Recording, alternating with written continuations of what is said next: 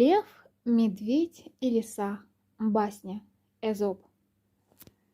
Лев и медведь поймали олененка и затеяли драку. Кому достанется добыча? Долго боролись они, пока оба не свалили без сил. Все это время лиса следила за ними и смекнула, что теперь самое время действовать. Она мигом подлетела к ним, схватила олененка и была такова.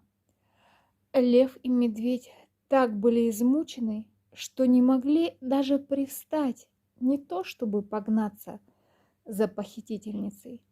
«Какие мы дураки!» — сказали они друг другу. «Столько сил потратили, а все ради какой-то лисы!» О, вот так всегда. Одни трудятся, а плоды их трудов достаются тому, кто поизворотливей.